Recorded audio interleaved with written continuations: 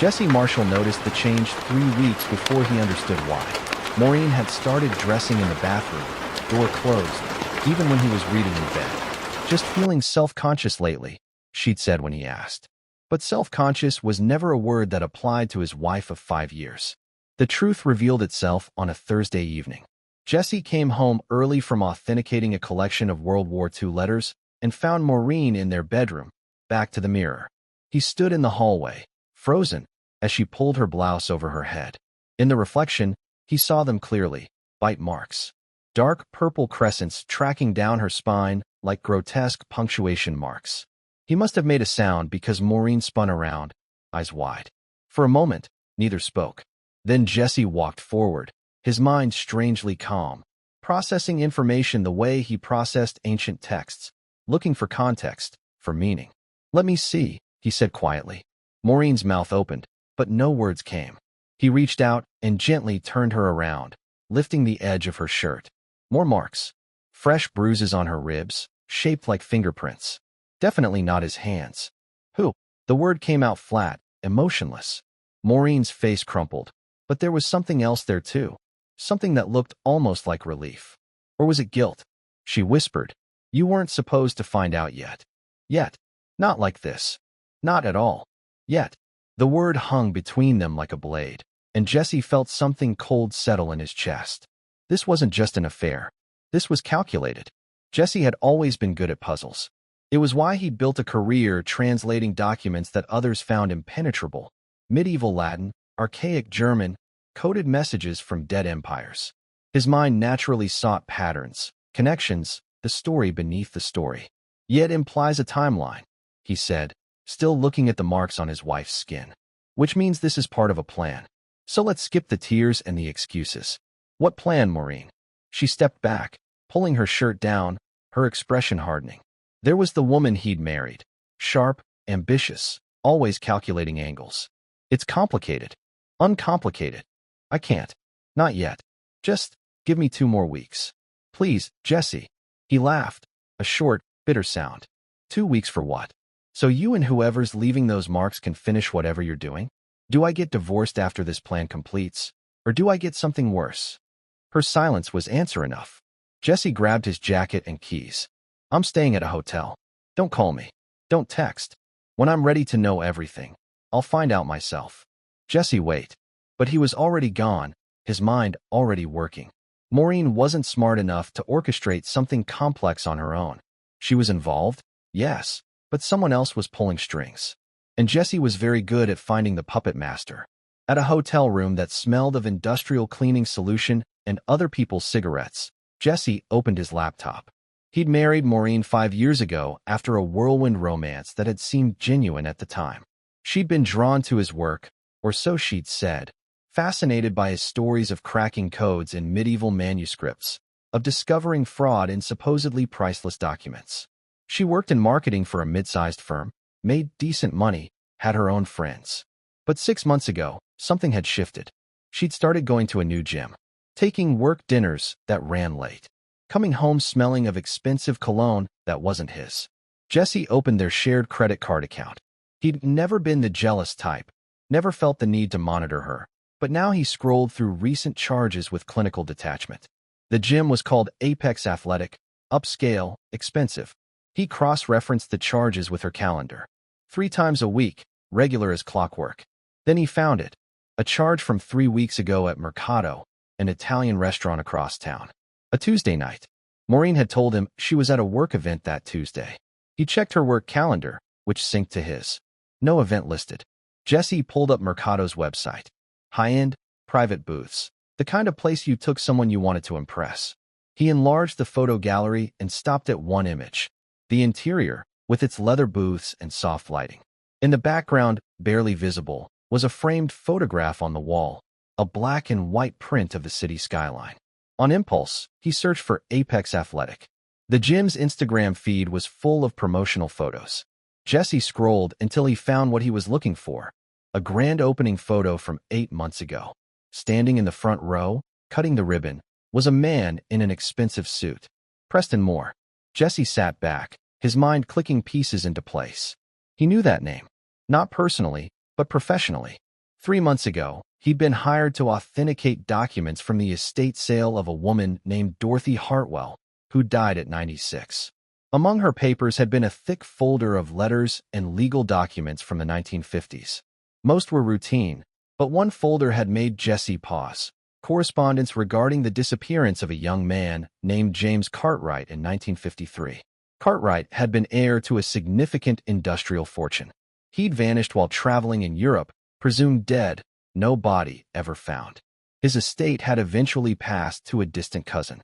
The documents suggested something off about the whole thing.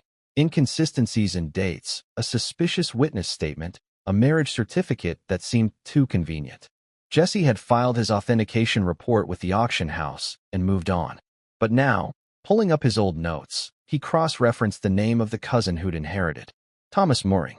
An anglicized version would be Moore. Jesse's pulse quickened. He dug deeper, pulling up genealogy records, historical archives, cross-referencing names and dates with the speed of someone who'd spent 15 years chasing documentary evidence. Preston Moore's grandfather was Thomas Mooring. Thomas had inherited the Cartwright fortune in 1954 after James Cartwright was declared legally dead. He'd changed his name to Moore shortly after, claiming it was to honor his mother's maiden name. The fortune had been invested, grown, and passed down through generations. Preston Moore's entire empire was built on what might be stolen inheritance, and Jesse had the documents that could prove it. The next morning, Jesse sat in his small office, a converted bedroom in their house that he'd claimed as his workspace. Maureen had already left for work without a word. He pulled out the Hartwell estate documents from his filing cabinet, examining them with fresh eyes. The evidence was circumstantial but damning. Letters from James Cartwright to Dorothy Hartwell. They'd been engaged, expressing concerns about Thomas Mooring's behavior. A witness statement that placed Thomas in Europe at the same time Cartwright disappeared, despite Thomas claiming to be in Boston. A marriage certificate showing Thomas married a woman named Elena Rostova in Paris in 1953. Suspicious because Elena Rostova bore a striking resemblance to descriptions of a woman Cartwright had written about in his letters, claiming she tried to seduce him for his money. If someone knew what to look for, these documents suggested that Thomas Mooring had orchestrated Cartwright's disappearance, possibly murder, to claim the inheritance. Jesse photographed every page, uploading them to an encrypted cloud storage. Then he sat back, thinking. Preston must have learned about the estate sale somehow. Maybe he monitored such things, worried about family skeletons emerging. He would have seen Jesse's name on the authentication report, done his research, found out Jesse was married to an ambitious woman who might be vulnerable to the right kind of attention. The affair wasn't about desire. It was about access. Preston needed to know if Jesse had kept copies of the documents, where they were stored, whether Jesse understood their significance. And the yet, in Maureen's confession, meant they hadn't found what they were looking for. They needed more time. Jesse smiled grimly. They weren't going to get it. Jesse spent the next 2 days playing the role of wounded husband.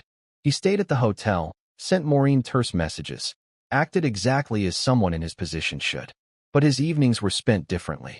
He hired a private investigator, not for the affair, but for Preston Moore's current activities. The investigator, a former cop named Keith Fox, was efficient and discreet. Within 24 hours, Jesse had confirmation. Preston had been making frequent visits to Apex Athletic at times that coincided with Maureen's gym schedule. Security footage showed them leaving together on multiple occasions. More interesting was what Keith found about Preston's business dealings. The Moore empire was over-leveraged. Preston had made aggressive investments that weren't paying off.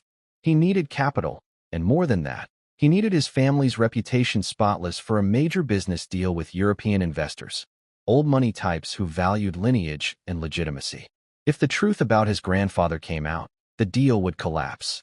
Worse, legal challenges could be mounted against the Moore family assets. Preston stood to lose everything. Your wife, Keith said during their meeting at a diner across town, started at Apex 8 months ago. That's about 2 weeks after the Hartwell estate auction records became public. So he's been planning this for a while. Keith nodded. My guess? He started with surveillance, learned your routines, identified your wife as a potential access point. The affair is work for him. Jesse stirred his coffee, thinking, what's his endgame? Best case for him? He finds the documents, destroys them, the problem goes away. Worst case, he can't find them, so he needs to discredit you. Make you look unstable, untrustworthy. Maybe set you up for something criminal. If your professional reputation is destroyed, no one believes any evidence you present. And Maureen's role? Keith's expression was sympathetic but hard. She's either a willing accomplice getting paid, or she's the kind of person who saw an opportunity and took it. Either way, she's in it. Jesse paid the bill and left. Back in his hotel room, he opened his laptop and began drafting an email. Not to Preston, not to Maureen, to someone who would appreciate the historical significance of what he'd found. Dr. Shirley Heath, a professor of American history at Columbia University and an expert on post-war inheritance fraud, had written extensively about cases exactly like the Cartwright disappearance. Jesse attached scans of select documents and wrote a carefully worded message explaining his findings, asking for her expert opinion. Her response came within hours. This is extraordinary. If authenticated, this could rewrite our understanding of several prominent families. I'd like to examine the originals. Can we meet? Jesse smiled. Phase 1 complete. Now Preston would have to react. He returned home on Sunday evening. Maureen was in the kitchen, making dinner, an obvious peace offering. She looked tired, worried. Jesse, she said carefully, I'm glad you're back. Can we talk? About what? He kept his voice neutral, interested. About us. I made a mistake. I want to fix things. He studied her. She was good, genuinely seemed remorseful.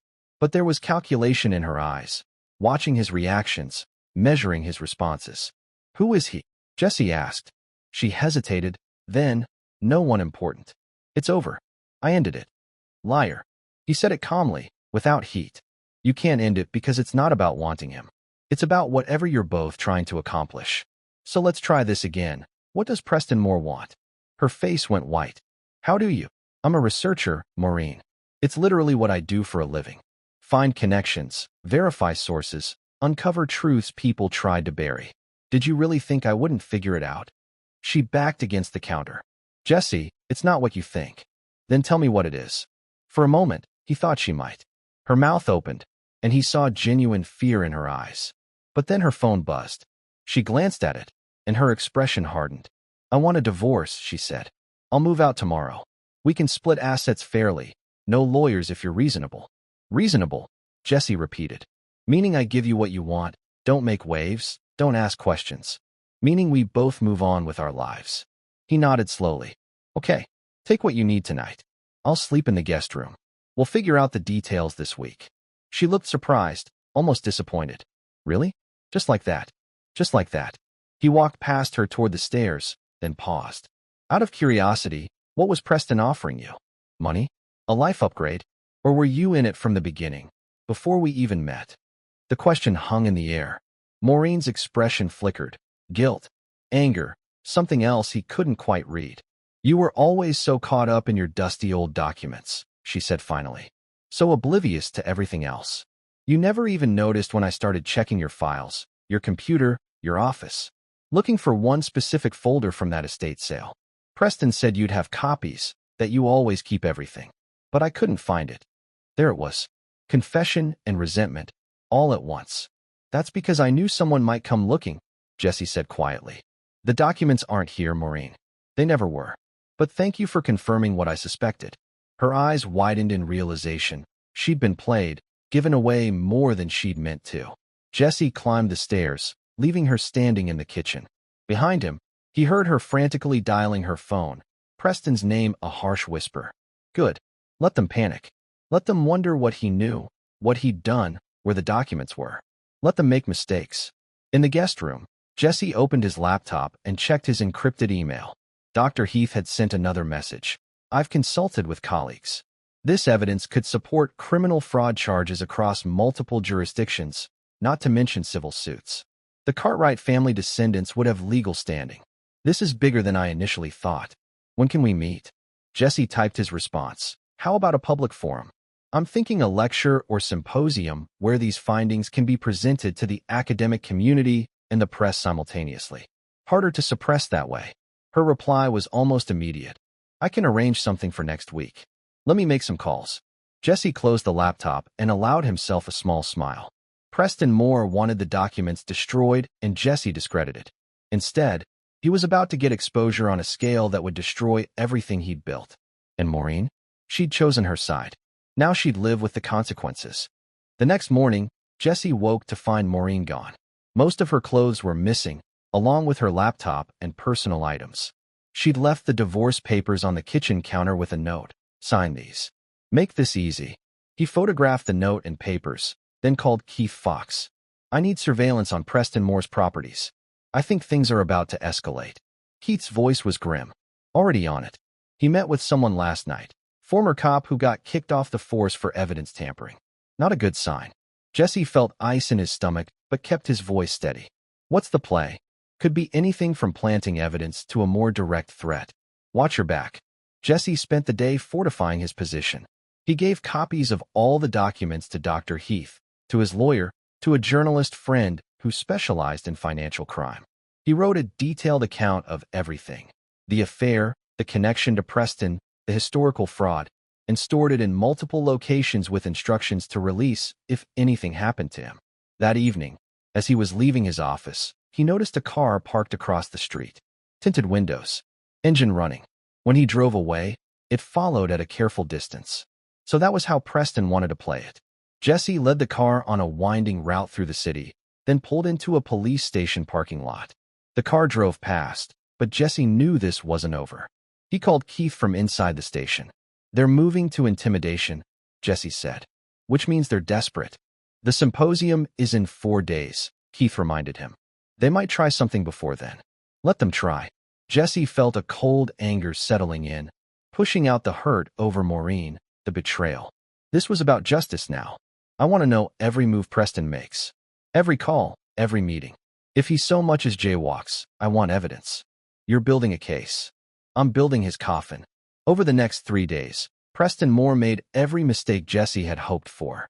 Desperate to stop the symposium, he tried to pressure Dr. Heath through university channels. He had his lawyer send threatening cease and desist letters. He even approached the journalist, offering money to kill the story. Each action was documented, recorded, added to the growing file. Preston was creating a pattern of obstruction and intimidation that would look damning in court. On the third night, Jesse got a call from Maureen. Her voice was shaky, afraid. Jesse, you need to stop this. Preston is talking about doing something drastic. He's not who I thought he was. I'm scared. Then go to the police. I can't. I'm involved. I helped him. I could be charged with conspiracy, breaking and entering. Yes, you could. Those are consequences, Maureen. Actions have them. Please. He's talking about making you look crazy. He has someone who can plant things, make it look like you're unstable. He wants you committed, discredited, so no one believes you. Jesse felt a chill, but kept his voice calm. And you're warning me because? Because I didn't sign up for this. I thought it was just about getting some papers, maybe a payout. I didn't know about the fraud, the history of it. And I didn't think he'd. Her voice broke. He's dangerous, Jesse. Really dangerous. Then testify against him. Turn state's evidence. It's your only way out. Silence. Then, I'll think about it. She hung up. Jesse immediately called Keith. Preston's planning something for tomorrow. We need to be ready. The symposium was held at Columbia, in a lecture hall that seated 200 people. Dr. Heath had promoted it well. Academics, journalists, even some legal experts were in attendance. In the front row sat representatives from the Cartwright family, descendants who'd been tracked down and informed of the potential fraud. Jesse stood at the podium, the documents displayed on a large screen behind him. He walked through the evidence methodically.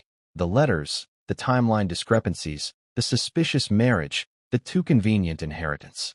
He showed how Thomas Mooring had changed his name, how the Moore fortune was built on what appeared to be murder and fraud.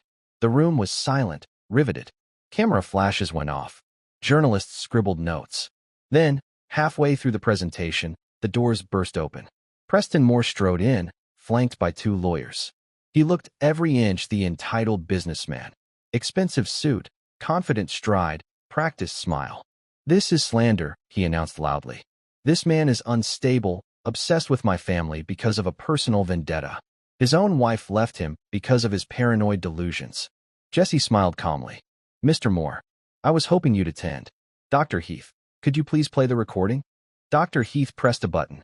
Suddenly, audio filled the room. Preston's voice, crystal clear. I don't care what you have to do. Discredit him, frame him, I don't care. Those documents can't go public. If they do, I lose everything. The recording was from 2 days ago. Preston had said it to his ex-cop friend, not knowing Keith had planted a bug in Preston's car. Preston's face went white, then red. That's illegal. Inadmissible. In court, maybe, Jesse said. But we're not in court, Mr. Moore. We're in the court of public opinion. And these documents? They're going to the FBI, the state attorney general, and every media outlet in the country. Your family built its fortune on murder and fraud. That fortune is forfeit. The room erupted. Journalists rushed forward with questions. The Cartwright family representatives stood, faces shocked but determined. Preston's lawyers were pulling him toward the exit, but it was too late. The damage was done. As Preston was dragged out, he locked eyes with Jesse. You've ruined me, he said, his voice shaking with rage. No, Jesse replied calmly. You ruined yourself. I just exposed it. 3 months later, Jesse sat in his office, now truly his own. Maureen had moved out permanently, the divorce finalized. She'd taken a plea deal, testifying against Preston in exchange for probation and community service.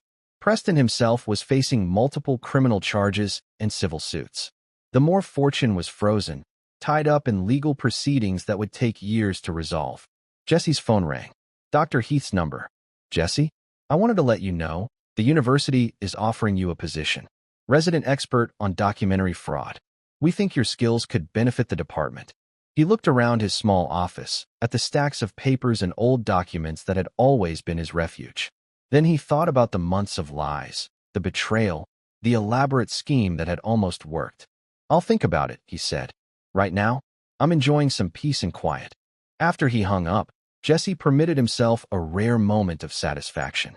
He'd been hurt, betrayed, targeted. But he'd turned it around, used his intelligence and patience to dismantle his enemies completely. Preston Moore was ruined. Maureen was facing consequences. And Jesse? Jesse was free, victorious, and ready for whatever came next. He opened a new folder on his desk, another estate sale, another collection of documents to authenticate. He smiled and got to work. This was who he was, someone who found truth, no matter how deeply buried. And truth, in the end, always won.